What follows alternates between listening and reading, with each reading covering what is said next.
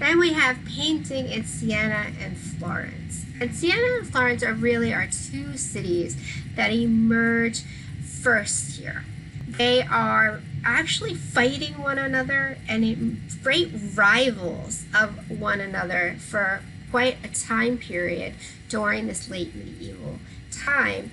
And we have both cities, though, are getting this influx of people and information that's coming in from the Byzantine Empire before it falls. So we'll look at some of this painting first. So this is Duccio, and he is probably the most prominent of the painters from Siena at this time period. And he's commissioned to make this piece for the Siena Cathedral. It's painted between the years of 1308 and 1311. This is tempera and gold on wood, and this becomes a very common material for painting, where there's wood and then they are painting with this paint, tempera paint, which is pigment and water and egg. It's the yolk of an egg. Egg mixture is the binder. And so Duccio paints this piece of Mary here with Jesus and the different saints that are around her. I have a really good video about this that zooms in on it in different places, and I can't even show you all of it.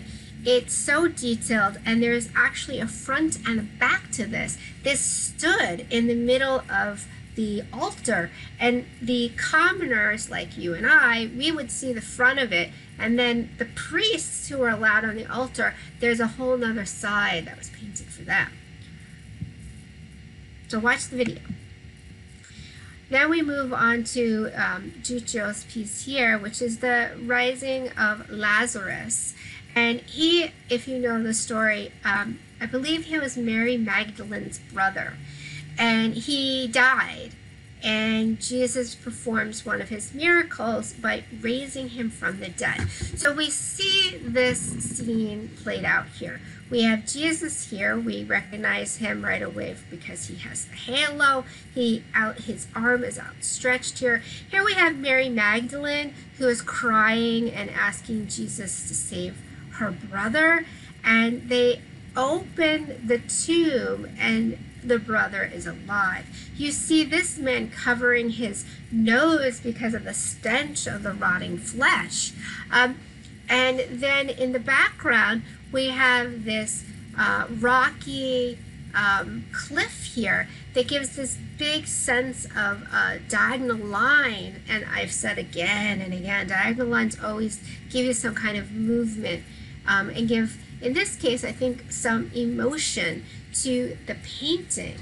You'll notice that we still have this cluster of people that are kind of squished together in a space, but it's a little bit more believable that they're not standing on each other. There is some space there, although when you look at the feet, I always say look at the feet, you do see that Jesus's heel here kind of looks like it's stepping on this guy's foot. There's not so much of a separation there, but it is definitely more of a transition into having some real sense of depth and space. And certainly the way the bodies are proportioned are much more realistic than what we've seen for a long time. In fact, you know, the proportion of the head to the body isn't so off. It is somewhat believable. Let's move on to the next one here. Then we have two painters that we can do a comparison of, and in fact I have a video up that really shows this. Cimabue, and he paints the Virgin and Child enthroned circa 1280, and Giotto. And he paints the Virgin and Child enthroned in 1305 to 1310. So they're close in time period.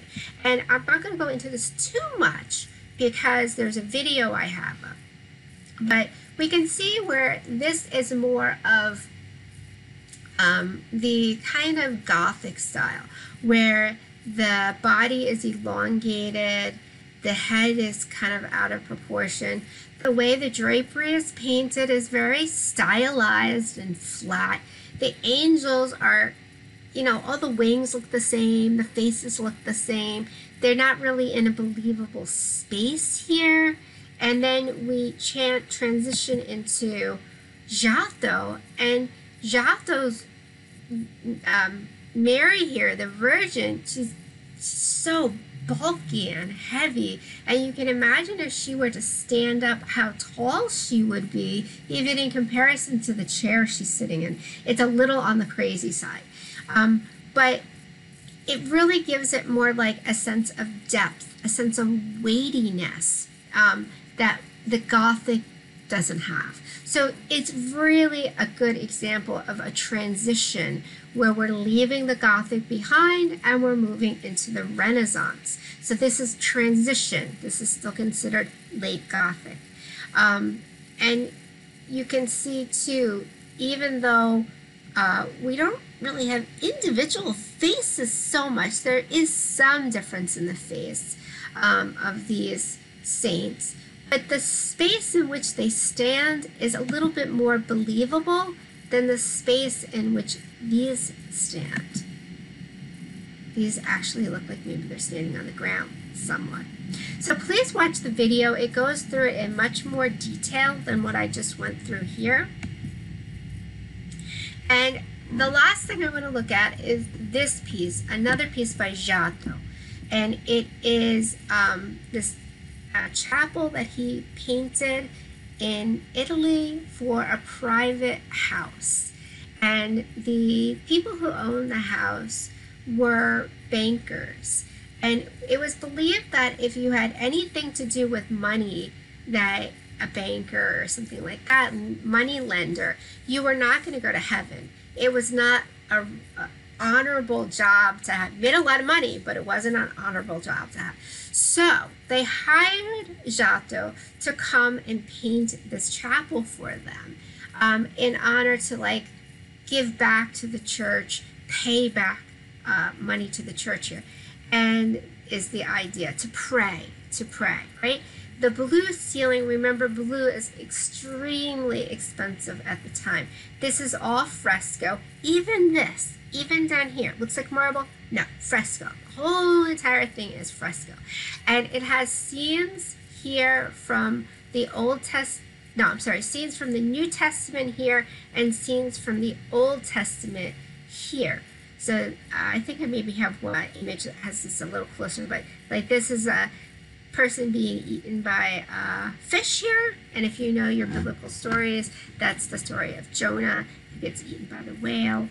So let's look at this a little closer. Here, yeah, see? That one has, oh, his feet are up in the air. He's being eaten by the whale.